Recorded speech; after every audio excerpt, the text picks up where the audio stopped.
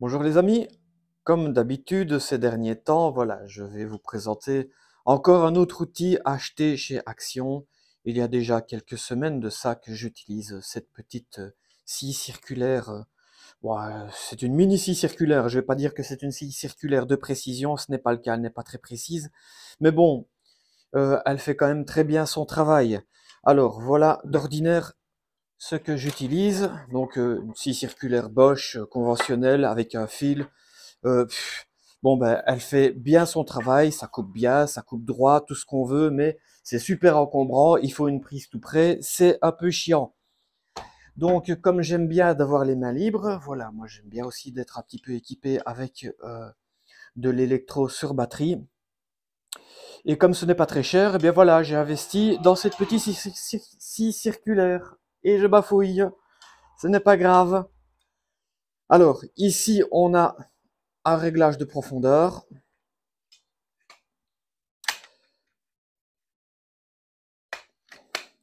Pour vraiment régler la profondeur de coupe. Moi, je le mets chaque fois à fond, donc on peut aller jusque de 3 cm, pardon. Il faut pas s'attendre à quelque chose de très très précis. Par contre, ça coupe bien. Donc le trait, même si on le suit bien, on n'est pas sur 1 ou 2 mm près. Mais bon, bah voilà, une petite expérience vaut mieux que des explications, comme d'habitude. Donc on y va.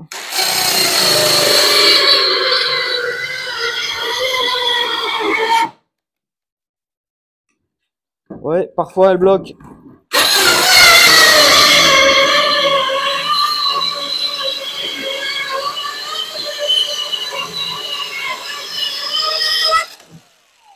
Voilà, alors si elle bloque, c'est pas parce que ça ne fonctionne pas bien, c'est parce que c'est de l'OSB de 18 mm que j'y vais un peu comme un bourrin, et donc le moteur il n'arrive pas à suivre, il se met en sécurité.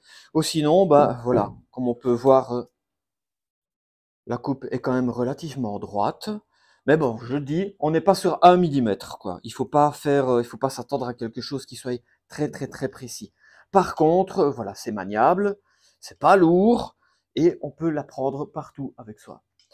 Allez, à bientôt pour une prochaine.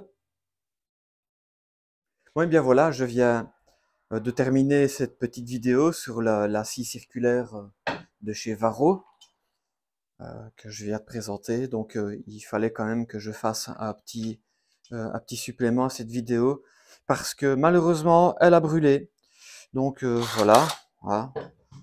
Euh, on voit bien que la machine fonctionne. Je prends la batterie, je la mets dessus. Et voilà, elle ne fonctionne plus. Donc, à un moment, elle a fumé, elle a chauffé, elle a fait des grosses étincelles. Là, je pense que ce sont des morceaux de charbon qui tombent. Euh, voilà. Est-ce que ça veut dire que c'est une mauvaise machine? Non, c'est pas une mauvaise machine. C'est tout simplement, il faut bien se rendre compte que ce genre d'appareil n'est pas fait pour s'en servir comme moi je le fais. C'est-à-dire appuyer comme un âne, forcer, couper 20 panneaux d'OSB en 18 mm.